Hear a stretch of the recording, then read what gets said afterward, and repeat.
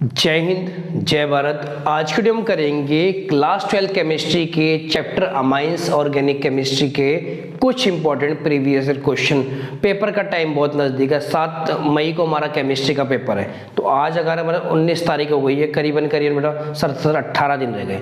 तो अब हम प्रीवियस ईयर क्वेश्चन करेंगे अमाइंस चैप्टर के, जो चैप्टर में आ रखे हैं, और उनको आपको एक एक करके अच्छे समझाने की कोशिश करेंगे। देखो, सबसे पहला क्वेश्चन है, right the IUPAC name for following, और दिल्ली में 2 आया 2012 में, ठीक है। H2N CH2 CH2 CH double bond, इसका आपको नाम बताना। अब आप पहली बात देखो, काउंटिंग कहाँ से शुरू हुई। यहाँ लगा NH2 और यहाँ लगा डबल बॉन्ड। आपको ये पता होना चाहिए कि जब भी काउंटिंग स्टार्ट होगी, वो स्टार्ट होती है हमारी फंक्शनल ग्रुप से, और ये फंक्शनल ग्रुप होता है। डबल बॉन्ड तो कोई फंक्शनल ग्रुप नहीं है। तो जहां से काउंटिंग करेंगे 1 2 3 4, बोलो कोई दिक्कत। अब देखो 4 कार्बन की क्या वर्ड आता है, ब्यूट, ठीक है। डबल बॉन्ड का ब्यूट 3 इन 1 अमाइन। भाई NH2 को क्या कहते हैं, अमाइन। तो ब्यूट 3 इन 1 अमाइन, ठीक है। नेक्स्ट देखते हैं, देखो बेंजीन के ऊपर लिखा है NHCONH3, ठीक है। अब देखो, जब बेंजीन रिंग बेटा सब्स्टिट्यूएंट की तरह काम करती है तो उसे क्या कहते हैं, फिनाइल। तो देखो इस पे लगा क्या कहेंगे, एन फिनाइल, कोई दिक्कत, एन फिनाइल, ठीक है। अच्छा देखो मिथ इथ आ गया, और ये CONH2 क्या होता है भाई, CONH2 क्या होता है, अमाइड। तो एन फिनाइल इथेनामाइड। बात समझ आ रहा है कि इसका नाम क्या बनेगा मेरा, एन फिनाइल इथेनामाइड, ठीक है। नेक्स्ट क्वेश्चन है, write chemical equation for following conversion, nitrobenzene to benzoic acid. देखो इसमें कैसे करना है, सबसे पहले आपने क्या करना है, नाइट्रोबेंजीन बना लो। देखो नाइट्रोबेंजीन बन गया मेरा, बेंजीन के ऊपर NH2 क्या कहलाता है, नाइट्रोबेंजीन, हाँ कि ना, NO2 सॉरी, ठीक है। सबसे पहले इसको काप डालोगे, इसमें क्या करोगे, इसका रिडक्शन करोगे SN और HCl से। बड़ा जब भी नाइट्रोबेंजीन का रिडक्शन होगा, SNHCl थे, तो किस में कन्वर्ट हो जाएगा, अमाइंस, और इसका नाम क्या होता है मेरे भाई, एनिलीन। क्या नाम होता है, एनिलीन। फिर आप एनिलीन में डालते हो NaNO2HCl, Na2HCl, तो क्या बन जाता है, बेंजीन के ऊपर N2Cl। बात समझ आ रही है, यहाँ तक लिख लो अच्छे से। देखो सबसे पहले नाइट्रोबेंजीन है, SNHCl से रिडक्शन करा तो क्या बना मेरा, एनिलीन। एनिलीन के और Na2HCl से डाइन्यूटाइजेशन कहते हैं, N2Cl। अब जब इसमें आप डालोगे बेटा क्या, CuCN, कॉपर साइनाइड, तो ये क्या बन जाएगा, बेंजीन के ऊपर CN। बोलो यहाँ तक समझ आई। सियानो बेंजीन भी बोल सकते हैं, बेंजोनाइट्राइल भी बोलते हैं, ठीक है, जैसा आपको लगे, ठीक है। अब जब इसका बच्चे आकार होगा हाइड्रोलाइसिस, तो ये क्या बन जाता है, CN। देखो हमेशा रखना, जब CN का जब भी इसका हाइड्रोलाइसिस होता है तो it get converted into COH। तो मेरे भाई ये क्या बन गया मेरा, बेंजोनाइट्राइल से मेरा क्या बन गया, बेंजोइक एसिड। नेक्स्ट क्वेश्चन है मेरा, right the product form when aniline react with following reagents. 2013 में आया 3 मार्क्स का। पहला HCl, दूसरा CH3CO2, तीसरा है कंसंट्रेटेड HNO3 प्लस H2O। तो देखो एनिलीन में HCl डालेंगे तो क्या बनता है, यहाँ लिख दो बच्चे, ऐसे बना दो, उसका बॉन्ड लगा दो, बनेगा NH3Cl। बात समझ आई। और इसे क्या नाम देते हैं, एनिलीनियम आयन। बेंजीन के ऊपर NH3 का होना एनिलीनियम आयन, तो क्या नाम बनेगा, एनिलीनियम क्लोराइड। बात समझ आ गई नहीं आ गई। नेक्स्ट है, बेंजीन के ऊपर ये डालेंगे CH3CO2O, तो क्या बनता है, बेंजीन के ऊपर, याद रखना बच्चे, समझना आएगा तो सीधा याद कर लेना, कोई दिक्कत नहीं मेरे भाई, NHCOH3। इसे कहते हैं एसीटनालाइड, ACETANILID, ठीक है जी। चलो तीसरा पार्ट देखो, बेंजीन के ऊपर डालेंगे। अब तुम्हें याद रखना है, जब भी कंसंट्रेटेड HNO3 H2SO4 का मिक्सचर देखो तो वहां पे हमेशा क्या होगा, नाइट्रेशन, और नाइट्रेशन होने का मतलब क्या है, NO2 ग्रुप आ जाएगा। तो देखो 3 पॉसिबिलिटी बन सकती है। देखो एक बारी क्या हो सकता है कि NO2 ग्रुप तुम्हारा पैरा पोजीशन पे आ जाए, ये देखो NH2, ये NO2 लिख दो। एक पॉसिबिलिटी हो सकती है ये मेटा पे आ जाए, ऑर्थो पे आ जाए, NH2 NO2, और एक पॉसिबिलिटी होती है मेटा पे आ जाए, NH2 और आ जाए हमारा ये बेटा। ये तो पता होगा ऑर्थो मेटा पैरा के बारे में, ठीक है। अब अगर आपको कोई लगे एक मेजर प्रोडक्ट क्या है, तो देखो ये बनता है हमारा 51%, इसका नाम है पैरा नाइट्रोएनिलीन। ये हमारा बनता है 47% केसेस में ये बनता है, इसका नाम मेटा नहीं ऑर्थो वाला। और मेटा वाला कितने बनेगा बच्चे, यानी 2% केस में क्या बनता है। ये बात समझ आ गई नहीं आ गई। तो अगर कोई पूछे कि मेजर कौन सा, ये माइनर, ये ठीक है। क्वेश्चन नंबर 4 देखिए, write the structure of A B and C in the following. 2016 में आया, कोई रिएक्शन दे रखी है और आपको उसका 3 मार्क्स का क्वेश्चन। देखो सबसे पहले सुनो, यहाँ से चलते, देखो यहाँ मिटो तो CH3Cl में देखो मान लो स्टेप देखो, KCN डाला होगा तो क्या रहा होगा, कुछ ऐसा रहा होगा बेटा। ये अल्काइल हैलाइड है, ये हेलो एल्केन। अगर इसमें से देखो ये हट गया होगा, नहीं हट गया होगा एक साथ, और ये आ गया CH3Cn एक साथ आ गया होगा, नहीं हो गया, तो लिख दो ए की वैल्यू, क्या आंसर आएगा CH3Cn, हाँ कि ना, ठीक है ए मिल गया। जब CH3Cn में उन्होंने डाला LiAlH4, ठीक है, तो इसका रिडक्शन किस में हो जाता है, अमाइन में, CH3 CH2 NH2। बात समझ आ रही है, क्या बन जाएगा मेरा CH3 CH2 NH2, हाँ कि ना, ठीक है। अब इसका अगेन बच्चे ये देखो, अब ये देखो ध्यान से देखो, आपने इसमें डाल दिया ये बी आगे क्या CH3 CH2 NH2। अगर आप इसमें डालोगे CHCl3, क्या डालोगे CHCl3, तो ये कौन सी रिएक्शन बन जाएगी मेरी, कार्बाइलमाइन रिएक्शन। याद है कि आपको कार्बाइलमाइन रिएक्शन बन जाएगी। और उसके बाद मेरा प्रोडक्ट क्या मिलेगा, सी वाला बनता है CH3 CH2 NC, है ना, इसे आप बोलते हैं इथाइल आइसोसाइनेट। बात समझ आ गई ना। ए बी एंड सी का पता लग गया कौन से प्रोडक्ट बनेंगे। क्वेश्चन नंबर 5 है मेरा, illustrate the following chemical reaction giving full chemical reaction in each case. Reactions के नाम दे रखे और आपको लिखनी है उनके बारे में, या आपका वो नेम रिएक्शन ही है एक तरह से। 2008 में आई थी, पहली है मेरे भाई कार्बाइलमाइन रिएक्शन और दूसरी है गैब्राइल थैलामाइड रिएक्शन। दोनों हम अभी पढ़ के आए। तो कार्बाइलमाइन तो मैंने अभी बताई जस्ट पहले, और गैब्राइल दोनों देख लीजिए।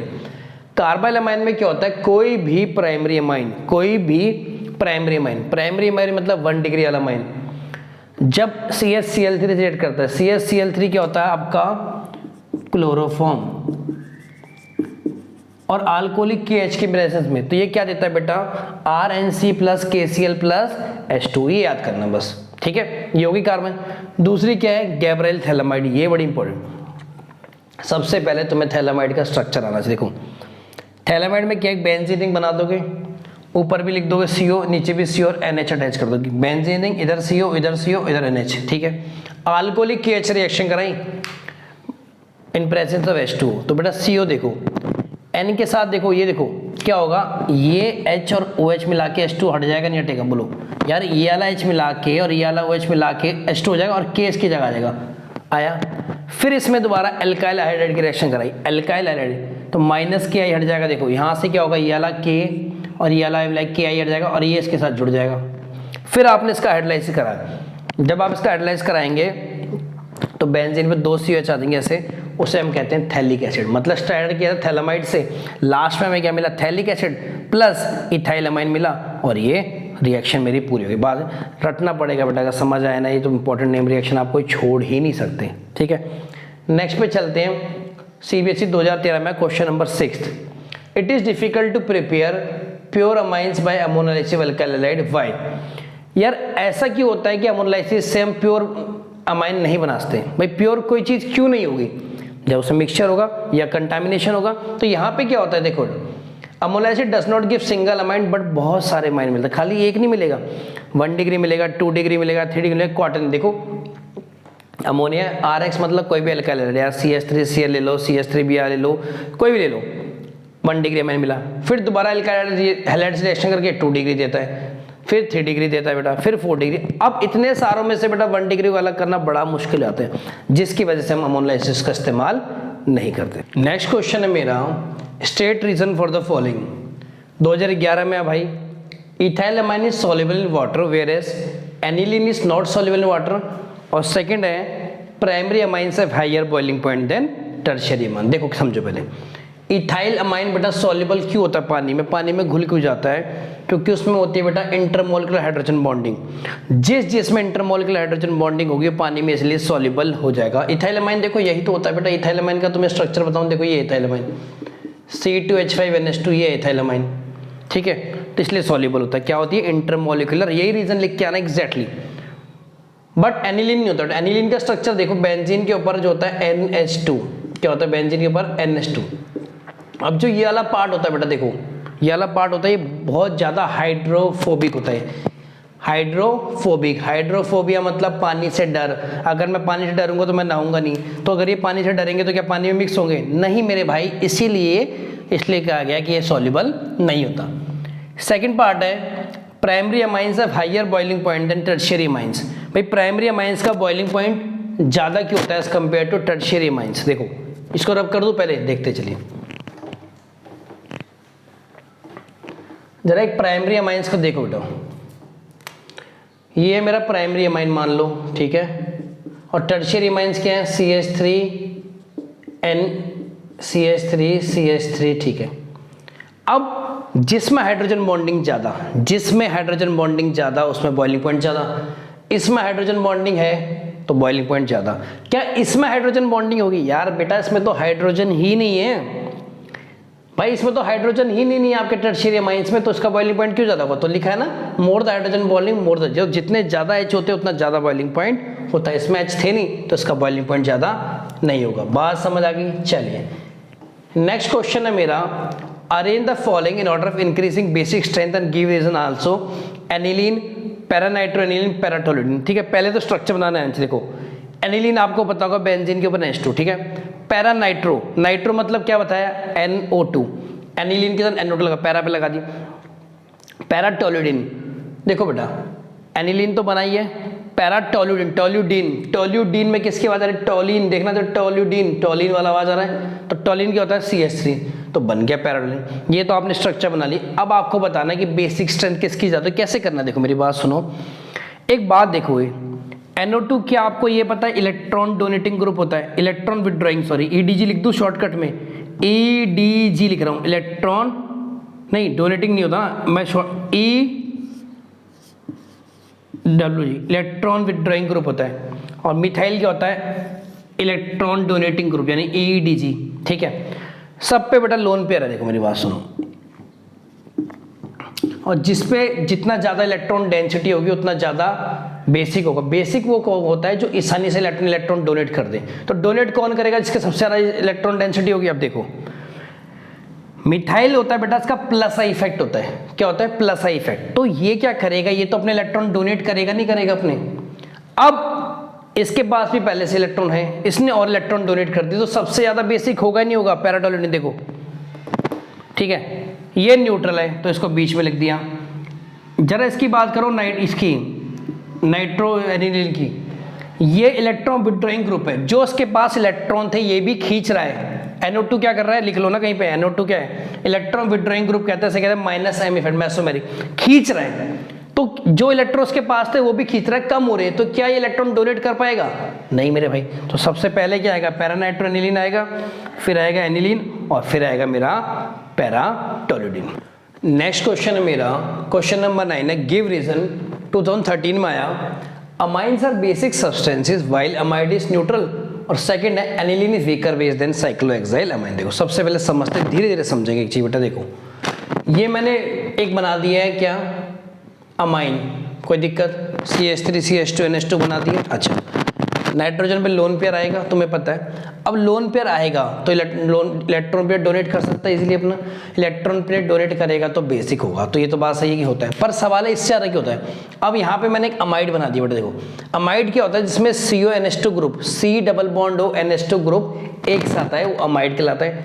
मैंने एक अमाइड ले लिया। अब मुझे एक बात ध्यान से देखो, जब मैं तुमसे बात करूंगा कार्बन और ऑक्सीजन में से, तो कार्बन और ऑक्सीजन में कौन ज्यादा इलेक्ट्रोनेगेटिव है? जो इलेक्ट्रॉन खींचेगा। आपने कहा सर ये खींचेगा, ठीक है। जब इस पे इलेक्ट्रॉन कम हो जाएंगे तो यहां से बेटा इलेक्ट्रॉन इस पे आएंगे, नहीं आएंगे? भाई इलेक्ट्रॉन तो पूरे करेगा, और ये वाले इलेक्ट्रॉन यहाँ आ जाएंगे। तो देखो कुछ इस तरह से बनेगा, नहीं बनेगा? यहाँ से इलेक्ट्रॉन यहाँ चलेगा, तो जिस पे इलेक्ट्रॉन जाते हैं नेगेटिव, ठीक है भाई, यहाँ से इलेक्ट्रॉन से चले गए हैं, इससे चले गए हैं, तो इस पे आ गया पॉजिटिव। बात समझ आ गई। तो इस फिनोमेना को क्या रेजोनेंस नहीं कहते, और भाई रेजोनेंस ही तो कहते हैं इसमें को, भाई बॉन्ड की डबल बॉन्ड की पोजीशन चेंज करना, यही तो रेजोनेंस है। अब जब रेजोनेंस आ गया किसी चीज में तो उसकी ताकत और बढ़ जाती है बॉन्ड की, ठीक है। तो क्या वो इलेक्ट्रॉन पेयर डोनेट कर पाएगा? नहीं मेरे भाई। तो इसी का रीजन है कि अमाइंस देखो ज्यादा बेसिक होते हैं एज कंपेयर टू अमाइड्स। बात समझ गई। सेकंड देखिए, aniline is weaker base than साइक्लोहेक्सेनमाइन।